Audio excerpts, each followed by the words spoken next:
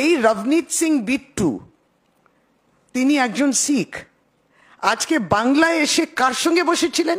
শুভেন্দু অধিকারী এক সময় পাঞ্জাবি শিখদের দেখে বলেছিল তোমরা খালিস্তানি, কিন্তু রবনীত সিং বিট্টু আপনি কিন্তু আপনার ईमानটাকে বিক্রি করলেন। আপনি अपना ईमान आपने बेच दिया। आप तरक्की ढूंढ रहे हैं, इसलिए जिसने खालिस्तानी बोला, शुभेंदु अधिकारी खालिस्तानी বলেছিল শিখলে অপমান করেছিল, সেটা আপনার কাছে সেই সাহস ছিল না যে তাদের কাছে ক্ষমা চাও। সুকান্ত মজুমদার বলে, ডক্টর সুকান্ত মজুমদার তিনি তার চপ্পলটা খুলে একজন শিখ পুলিশ কর্তা তার পাগড়ির উপর ছুড়ে দিয়েছিলেন। রবনীত সিং বিট্টু আজকে আপনি তাদের সঙ্গে মঞ্চে বসে আপনি নিজের যেমন বললাম ইজ্জতটা বিক্রি করলেন এবং শিখ সম্প্রদায়ের পাশে আপনারা দাঁড়ালেন না। বাংলার শিখ মানুষরা তারা আজকে এটা দেখে নিলেন।